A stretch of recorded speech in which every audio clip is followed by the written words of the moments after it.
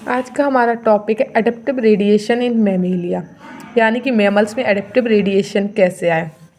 Adaptive radiation का अर्थ एक common ancestor mammalian stock से कई डिफरेंस मैमेलियन फॉर्म्स का इवॉल्व होना।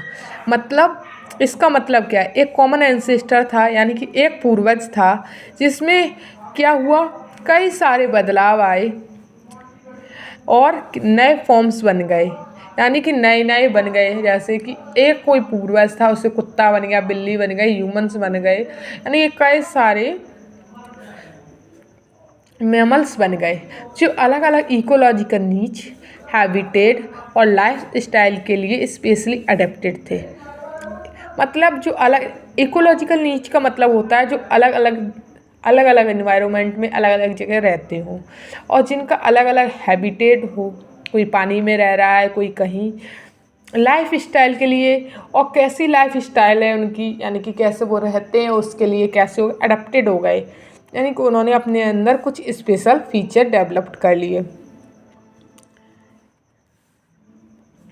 ये प्रोसेस नेचुरल सिलेक्शन के थ्रू होता है, यानी कि ये प्रोसेस किसी हमने केमिकल से नहीं किया, धीमे धीमे इनमें बदलाव आए और फिर नए मैमल्स बने जिसमें इन्वायरमेंट के अकॉर्डिंग सुटेबल ट्रेड सेलेक्ट हुए।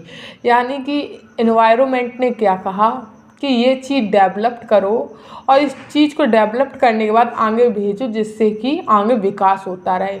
जैसे जीन्स का फ्लो होता है, ऐसे ही इन्होंने क्या किया, पहले में किसी में थोड़े बाल बने होंगे, फिर धीमे धीमे बाल बढ़ते गए, उनके अलग अलग रीजन के लिए अलग अलग बाल हुए। जैसे भालू है, उसमें कितने मोटे बाल होते हैं, पोलर बियर है, उसमें भी बहुत मोटे बाल होते हैं क्योंकि वो ठंडे इलाके में रहता है, भालू जंगल में रहता है।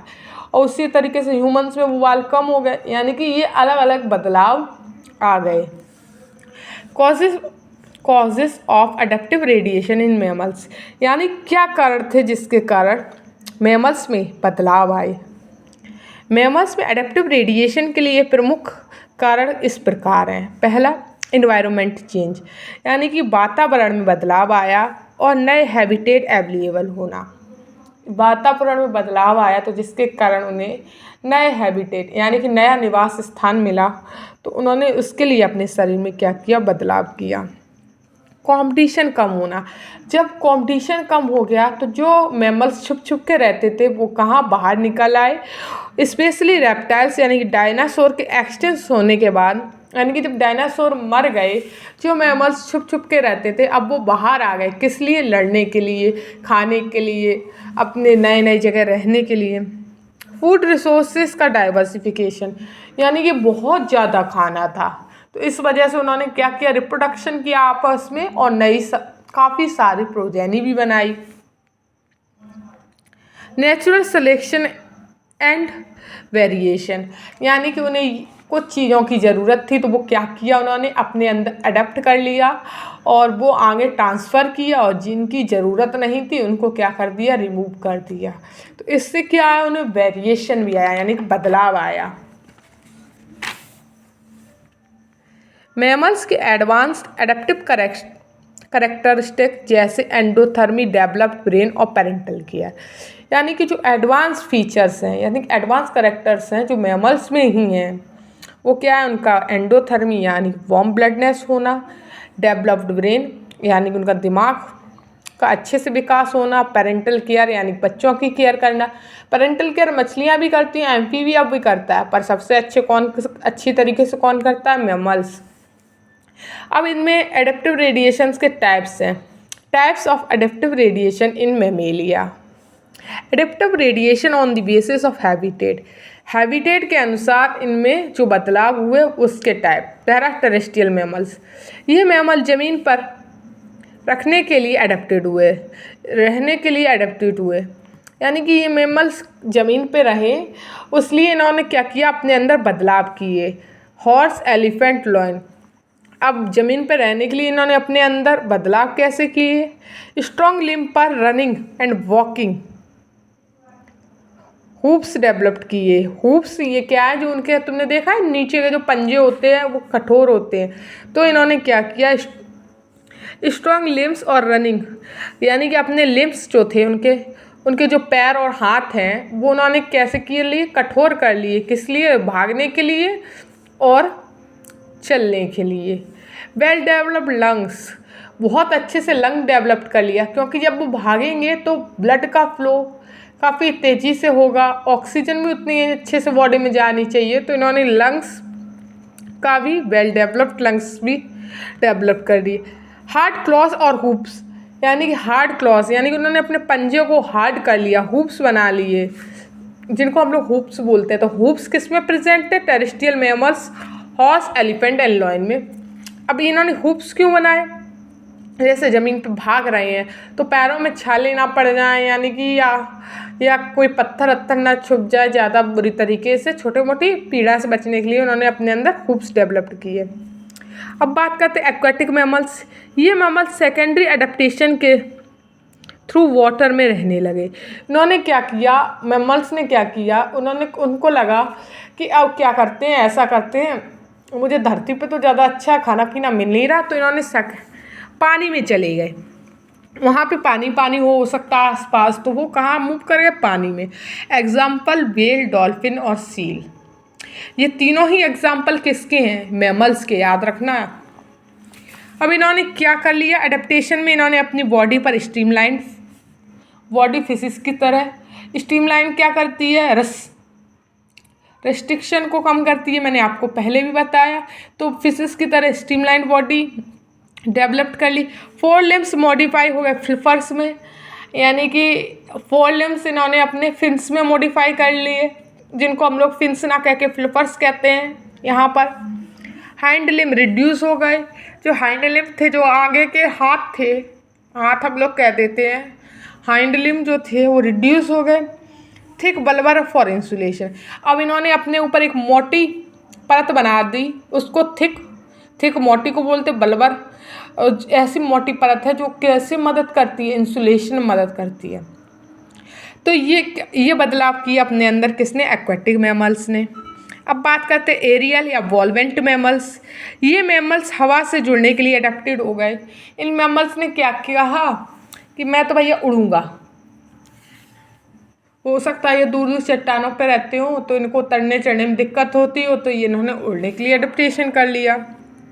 जैसे बैट, पेट्रोपस, इन्होंने एडेप्टेशन कर लिया। 4 लिम्ब क्या हो गए? मॉडिफाई हो गए इनटू विंग्स। पैटागियम, लाइट इनकी बॉडी हो गई और स्ट्रॉन्ग इसका पेक्टोरल मसल्स हो गई, यानी कि इन्होंने जो अपने 4 लिम्स हैं उनको मॉडिफाई कर लिया विंग्स में। विंग्स किस में मदद करने? उड़ने में। और इन्होंने अपनी हल्की बॉडी कर ली, जिससे उड़ने में इनको दिक्कत ना हो या नीचे ना गिरे। और तीसरा पॉइंट, इनमें स्ट्रॉन्ग पेक्टोरल मसल्स आ गई।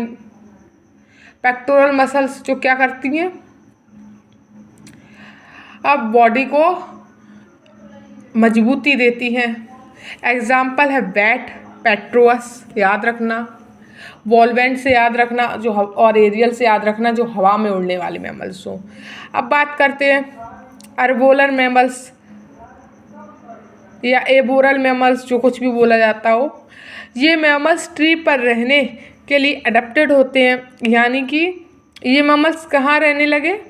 पेड़ों पर।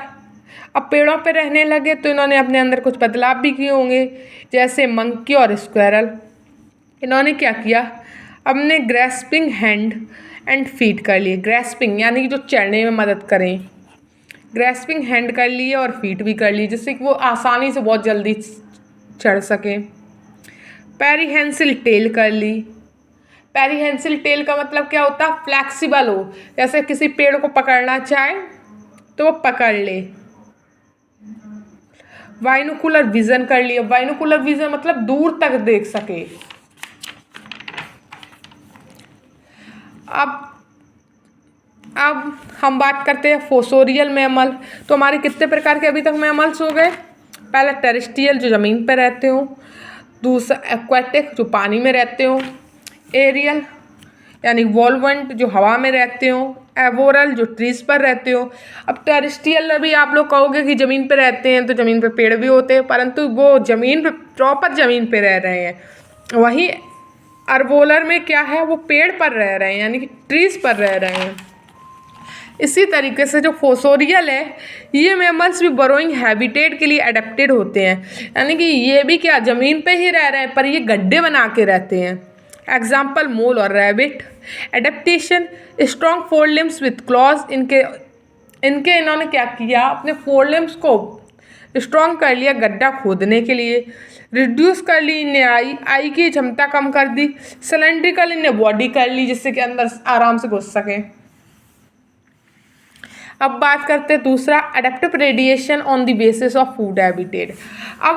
अब इन्होंने क्या किया, पहले तो इन्होंने अपने शरीर के अंगों में बदलाव किया।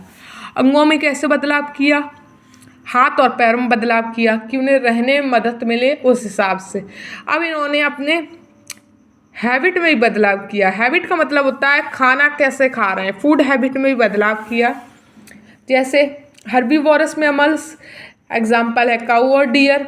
इन्होंने अपने फ्लैट ग्राइंडिंग टीथ कर लिए, यानी कि बिल्कुल फ्लैट चपटे, और ग्राइंडिंग यानी कि जैसे मिक्सी ग्राइंड करती है ऐसे धीमे धीमे ग्राइंडिंग वाली टीथ डेवलप कर लिए। लॉन्ग एलिमेंट्री कैनाल हो गई। आप लोगों ने जितना भी देखा होगा, जो भी घास फूस खाते हैं उनकी बहुत लंबी एलिमेंट्री कैनाल होती है। तो हर्बीवोरस में भी क्या है, long alimentary canal. Rudiment stomach इन सम मैमल्स। अब रूडिमेंट स्टोमच ये मैं आपको बाद में बताऊंगी, ये पूरा अलग से टॉपिक है, बस शॉर्टकट में आपको ज़रूर बता दूंगी। रूडिमेंट स्टोमच वो स्टोमच होता है जो गाय भैंसों में उपलब्ध होता है। ये सीधा खाना खाते हैं और खाना खाने के बाद सीधा खाना निगल लेते हैं, उसको पचाते नहीं हैं। फिर खाने के बाद फिर कुछ समय बाद वो खाना फिर से मुंह में वापस आता है, फिर उसको धीमे धीमे चबाते हैं। इसीलिए आप लोगों ने गायों को देखा होगा कि वो दिन भर मुँह चलाती रहती हैं। अब दूसरा कार्निवोरस मैमल्स, एग्जाम्पल है लॉयन और टाइगर। इनमें अडेप्टेशन हुई, इनने अपने दांत कैसे कर लिए, शार्प पॉइंटेड कैनाइंस कर लिए और स्ट्रॉन्ग जॉस कर लिए। जॉ स्ट्रॉन्ग करने की क्या ज़रूरत थी, जैसे अपने शिकार को पकड़े तो वो अच्छी तरीके से पकड़ सके। और शॉर्ट इंटेस्टाइन हो गई जिससे खाना जल्दी से पच सके। अब बात करते हैं ओमनीवोरस। ओमनीवोरस है हमारे ह्यूमन और बियर। इसमें मिक्स्ड डेंटिनेशन है। मिक्स्ड यानी कि इनमें फ्लैट दांत भी पाए जाते हैं जिससे कि वो पत्ते अत्ते खाएं तो उनको चबा सकें, और यानी सब्जियां खाएं तो चबा सकें कॉमन भाषा में, और मांस खाएं तो उसको छील सकें यानी काट सकें। तो इनमें दोनों तरीके के दांत पाए जाते हैं। फ्लेक्सिबल फूड हैबिटेट यानी कि ये क्या करते हैं, सब कुछ खा लेते हैं। एग्जाम्पल है ह्यूमन और बियर। अब बात करते हैं adaptive radiation on the basis of mode of life. अब वो कैसे रहते हैं उसके आधार पर एडेप्टिव बेसिस बता रही हूँ।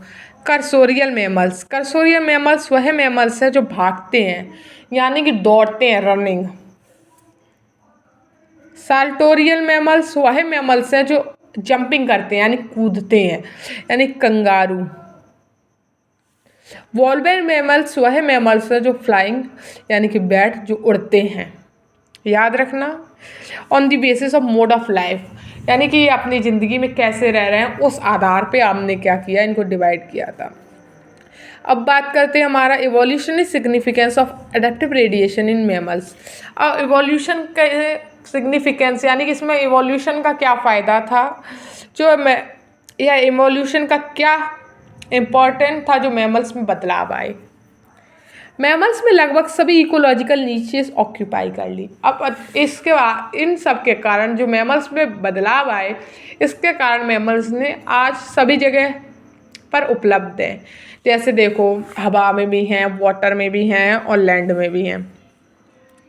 ये प्रोसेस मैमल को डोमिनेट वर्टिब्रे बनाता है। इसके कारण मैमल्स क्या करने लगे, राज करने लगे यानी कि डोमिनेट हो गए। Rapid evolution occurred after extension of reptile. अब इनमें बदलाव कब शुरू हुआ, इनमें बदलाव तब शुरू हुआ जब कौन एक्सटिंक्ट हो गए, रेप्टाइल्स के जाने के बाद। Structure and functional diversity best example है। इनके अगर पढ़ो तो स्ट्रक्चर और फंक्शन में भी बहुत बदलाव आया और इनका बहुत अच्छा एग्जाम्पल अभी मैंने आपको बताया। Mammalian success main evolutionary reason. अगर मैमेलियन सक्सेस का मतलब मैमेलियन में जो बदलाव आया जिससे उन्हें सफलता मिली, उसका कारण था इवोल्यूशनरी रीज़न, यानी कि हमारे नेचर में जो बदलाव आया उसके कारण, यानी कि डायनासोर तो चले ही गए। अब बात करते हैं conclusion. Adaptive radiation in mammals.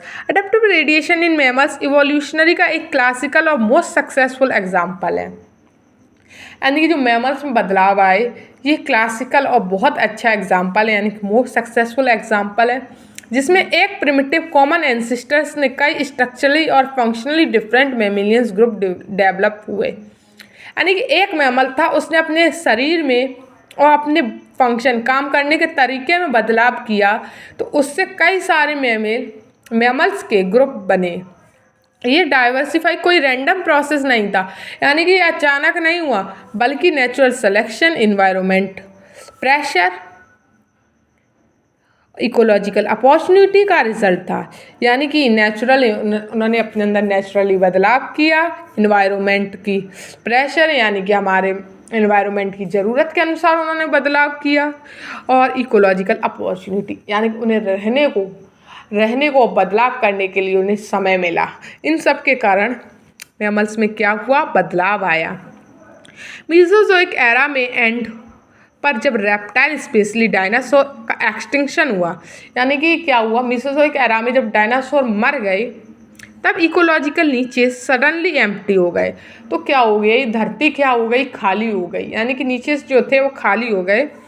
इस इकोलॉजिकल वॉल्यूम को मैमल्स ने रैपिडली डाइवर्सिफाई का मौका दिया। अब इसके कारण क्या हुआ, जो मैमल्स छुपे छुपे रहते थे वो बाहर निकल आए और उन्होंने अपने अंदर बहुत जल्दी से बदलाव किया। इसी वजह से mammals comparatively start ecological time की एक्स्ट्रा ऑर्डिनरी रेडिएशन शो करता है। इसीलिए मैमल्स में काफ़ी सारे बदलाव देखने को मिलते हैं, क्योंकि उनको तब कोई ना रोकने वाला था ना कोई टोकने वाला था, उन्होंने बदलाव किया। स्ट्रक्चरल डाइवर्सिफिकेशन, मॉर्फोलॉजिकल सक्सेस, यानी कि इनके स्ट्रक्चर में भी बदलाव आया। अडेप्टिव रेडिएशन के कारण मैमल्स ने अपने स्ट्रक्चर में भी बदलाव किया। पहला, लिम्स इनके मॉडिफाई हो गए थे वॉकिंग, रनिंग और स्विमिंग और फ्लाइंग के लिए, चलने के लिए, दौड़ने के लिए, तैरने के लिए और उड़ने के लिए। डेंटिनेशन में भी इनका बदलाव आया, यानी कि दांतों में बदलाव आया। ये हर्बीवोरस हो गए, कार्निवोरस हो गए, ओमनीवोरस हो गए। इनके बॉडी फॉर्म में भी बदलाव आया। स्ट्रीमलाइंड हो गए, यानी कि धारियाँ प्रेजेंट हो गई। सिलेंड्रिकल हो गई, यानी कि सिलेंडर शेप में हो गए। अर्बोलर हो गए और कर्सोरियल हो गए। कर्सोरियल कैसे, जो गड्ढे खोदने के लिए अडेप्टेड हो गए, और कुछ जो पेड़ पे चढ़ने के लिए अडेप्टिव हो गए, यानी कि इनमें भी ये बदलाव आया। Digestive system, ruminant stomach, simple stomach, यानी कि रूमिनेंट स्पेशल टाइप का स्टोमच है, और वहीं सादा स्टोमच अलग टाइप का स्टोमच है। ये पूरा टॉपिक है, ये अलग बताऊंगी मैं आपको। को इन्वायरमेंट के अकॉर्डिंग मॉडिफाई किया। अब यहाँ पे क्या हुआ, इन्होंने मैमल्स ने अपने इन्वायरमेंट के अकॉर्डिंग, यानी कि कौन कैसी जगह रह रहा है उसके अकॉर्डिंग अपने अंदर बदलाव लाए। ये बात कि बेसिक बॉडी प्लेन सेम रहकर भी स्ट्रक्चर स्ट्रीम वेरिएशन पॉसिबल है, यानी बॉडी तो सबकी वही है, यानी कि हाइंड लिम्ब पाए जाएंगे, फोर लिम्ब पाए जाएंगे, टीथ पाए जाएंगे, आइस पाई जाएंगे, परंतु उनमें भी क्या है, अंतर है। अब इनने क्या किया, फंक्शनल डाइवर्सिफिकेशन, सिर्फ स्ट्रक्चर ही नहीं बल्कि फंक्शन में भी बदलाव आया। पहला, फीडिंग हैबिटेट में इनका खाने के तरीके में बदलाव आया। दूसरा, लोकोमोशन पैटर्न, कोई झुक के चलने लगे, कोई सीधे हो गए, किसी ने गर्दन बड़ी लंबी कर ली, यानी कि उनके चलने के तरीके में भी बदलाव आया। रेस्पिरेटरी एफिशिएंसी, यानी कि सांस लेने के तरीके में भी बदलाव आया। रिप्रोडक्शन स्ट्रेटजी, यानी कि रिप्रोडक्शन करने में भी उनमें बदलाव आया।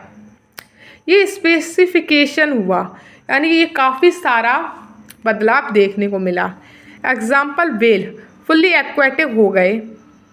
अब एग्जाम्पल के लिए ले लेते हैं हम लोग, वेल जो थी वो फुल्ली एक्वेटिक हो गई, यानी पानी में रहने लगी है तो, पर मैमली है।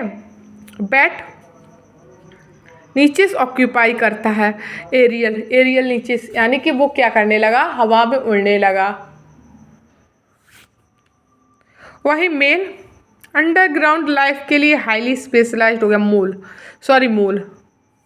मोल क्या हो गया? अंडरग्राउंड के लिए हाईली डेवलप्ड कर लिया, यानी कि वो ज़मीन के अंदर जाके रहने लगा। ये सब एक एंसेस्टर के स्टॉक से इवॉल्व हुए, यानी कि इनके पूर्वज तो एक ही थे। Ecological dominance. अडेप्टिव रेडिएशन का सबसे बड़ा रिजल्ट मैमल में लगभग हर इकोलॉजिकल नीचेस को ऑक्यूपाई कर लिया। यानी कि इकोलॉजिकल डोमिनेंस का मतलब क्या है कि इन्वायरमेंट में अपना अस्तित्व दिखाना या प्रभाव दिखाना, वो भी बढ़ चढ़ के डोमिनेंस करना। तो इसके कारण क्या हुआ, मैमल्स ने हर जगह अपने आप को ऑक्यूपाई कर लिया नीचे में, यानी कि भर लिया। एरोटिक से डेजर्ट तक, फॉरेस्ट से ओशियन तक हर जगह मैमल्स पाए जाते हैं। यानी कि अटलांटिक जहाँ बहुत सर्दी पड़ती है वहाँ से गर्म इलाके तक, जंगल से लेके पानी तक, हर जगह कहाँ है? मैमल्स। आज मैमल्स को डोमिनेंट टेरेस्ट्रियल वर्टिब्रेट माना जाता है, यानी कि धरती पर रहने वाले डोमिनेंट यानी कि राज करने वाले मैमल्स माना जाता है। अब बात करते हैं चौथे पॉइंट की, evolutionary significance. Adaptive radiation prove the role of natural selection in evolution. अब ये अडेप्टिव रेडिएशन है, ये प्रूव कर रहा है कि कैसे एक से एक बदलाव आया, नेचुरल सिलेक्शन हुआ। इट एक्सप्लेन मैमेलियन बायोडाइवर्सिटी, और ये भी बताता है कि मैमल्स में कितनी सारी भिन्नताएं हैं। ये डेमोस्ट्रेटेड करता है कि इवोल्यूशन के डायनामिक एंड अडेप्टिव प्रोसेस है, यानी कि डायनामिक और अडेप्टिव प्रोसेस का मतलब ये होता है कि उनमें कैसे कैसे बदलाव आए और कौन किधर रखा जा रहा है डायनामिक के आधार पर। मैमेलियन सक्सेस का फंक्शन रीज़न अडेप्टिव रेडिएशन है, यानी कि जो मैमल सक्सेस हुए तो वो किस कारण हुए कि इनमें कैसे बदलाव आए। ठीक, अब इस प्रोसेस ने मैमल्स को हाईली एडवांस वर्टिब्रेट ग्रुप बनाया। इसके कारण क्या हुआ, मैमल्स सबसे ज़्यादा हाईली एडवांस बन गए। पांचवा point, concept understanding exam line, यानी कि ये कॉन्सेप्ट को समझाने वाला। Adaptive radiation in mammals clearly illustrate that, यानी कि इन जो इस लाइन में लिखा है उससे आप बहुत अच्छे से समझ सकते हैं। For reason simple ancestor stock, यानी कि एक एंसेस्टर था। थ्रू ग्रेजुअल एडेप्टिव मॉडिफाई, यानी कि उनमें काफ़ी सारे बदलाव आए। And enormous biological diversity can arises, जिसके कारण काफ़ी सारे बदलाव आने के कारण उनमें काफ़ी सारी नई स्पीसीज बनी, यानी कि प्रजातियाँ बनी। फाइनल कंक्लूडिंग स्टेटमेंट, यानी कि आखिरी की स्टेटमेंट, इस प्रकार एडेप्टिव रेडिएशन इन मैमल्स एक इवोल्यूशनरी लैंडमार्क जिसमें इन्वायरमेंट, अपॉर्चुनिटी और नेचुरल सिलेक्शन के माध्यम से मैमल्स ने स्ट्रक्चरल, फंक्शनल और इकोलॉजिकल डाइवर्सिफिकेशन हासिल किया। इसमें क्या था, इन्होंने अपने अंदर बदलाव लाने के कारण इन्होंने अपनी स्ट्रक्चर, फंक्शन, इकोलॉजिकल में काफ़ी सारे बदलाव करने के बाद इन्वायरमेंट में अपॉर्चुनिटी यानी फ़ायदा उठाया और हर जगह को भर लिया अपने आप से, जिससे वह पृथ्वी के सबसे सफल और डोमिनेंट वर्टिब्रेट ग्रुप बन गए, जिसके कारण आज पृथ्वी पर राज्य कर रहे हैं वो कौन है? मैमल्स। और मैमल्स में सबसे ज़्यादा humans. Like, share and subscribe. Bye bye.